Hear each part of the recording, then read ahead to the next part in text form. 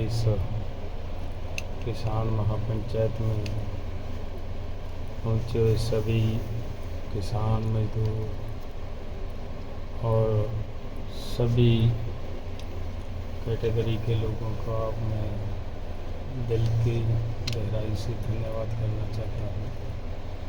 आपने यहाँ आकर आज इस किसान महापंचायत को सफल बनाने का प्रयास किया है।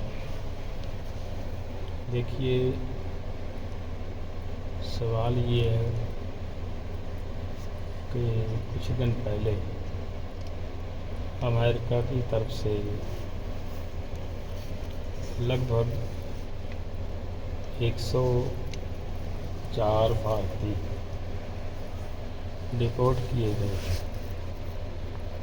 और जिनमें 30 से अधिक हमारे पंजाब के और ऐसे ही हरियाणा के भाई हैं और बाकी पूरे देश से हैं लोग। तो सवाल ये उठता है कि जिस कारण उनको डिपोर्ट किया गया वो उनको इस तरीके से जाना क्यों पड़ा।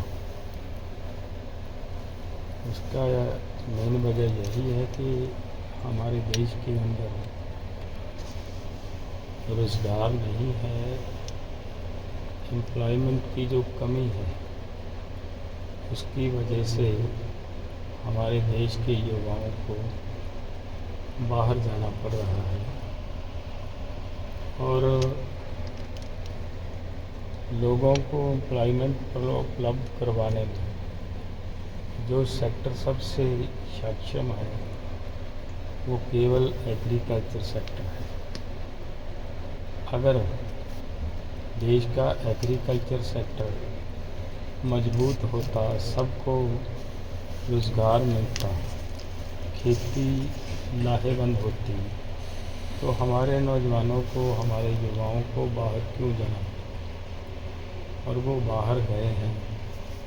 तो आज पता चल रहा है कि जिनको डिपोर्ट कर दिया उनको तो कर दिया, 200 से अधिक नौजवानों को फिर से डिपोर्ट करने के लिए अमेरिका तैयार बैठा है। ये बड़ी दुखद बात है। तो अगर एग्रीकल्चर सेक्टर में एमएसपी जो हम लड़ाई लड़ रहे हैं, सभी देश के किसानों को एमएसपी की गारंटी का कानून मिले और डॉक्टर स्वामीनाथन के फार्मूले C2+50 के हिसाब से फसलों का भाव मिले, तो मुझे लग रहा है इससे बड़ा और एम्प्लॉयमेंट का सोर्स देश में नहीं होगा। और इसमें सब पूरे देशवासी, हमारे युवा हमारे देश के अंदर काम करेंगे।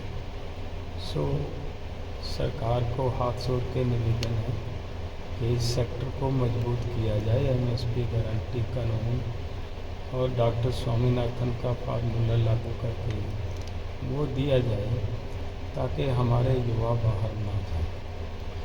और मैं ये भी बताना चाहता हूँ, पीछे एक साल में 14,78,000 करोड़ रुपए का इंपोर्ट एक्सपोर्ट में कमियां बढ़ाया गया और या एमएसपी ना देने की वजह से हमारे देश के किसानों को नुकसान झेलना पड़ता है। अगर ऐसा एक साल में इतना नुकसान झेलना पड़ेगा तो खेती सेक्टर लाहेवंद नहीं बचेगा। सो इसके लिए मैं सरकार से फिर से हाथ जोड़ के निवेदन करता हूँ कि ये करें। और मैं देश के किसानों और मजदूरों और सभी उन लोगों को भी हाथ जोड़ के निवेदन करता हूँ, ये जो लड़ाई लड़ी जा रही है तो एक तरीके से हमारे नौजवानों को हमारे देश के अंदर ही रोज़गार देने की भी एक लड़ाई है। तो इस लड़ाई को मजबूत करे पूरा देश, सब मिलकर इस लड़ाई को लड़ें हम, ताकि हम अपने नौजवानों को जिस तरीके से बाहर से डिपोर्ट किया जा रहा है इससे बचा पाएँ। और मैं सरकार को फिर से हाथ जोड़ के इसलिए भी निवेदन करता हूँ कि उन सभी नौजवानों का हाथ पकड़े सरकार, जिनको डिपोर्ट किया जा रहा है।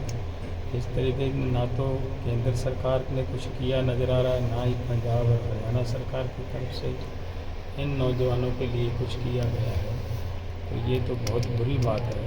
सरकार को इनका हाथ पकड़ना चाहिए और मैं फिर से किसानों को निवेदन करता हूँ इस आंदोलन को और मजबूत करें ताकि हम अपने देश के नौजवानों को अपने ही देश के अंदर रोजगार देने में सक्षम हो पाए। बहुत बहुत धन्यवाद। वाहिगुरू जी का खालसा, वाहिगुरू जी की फतेह।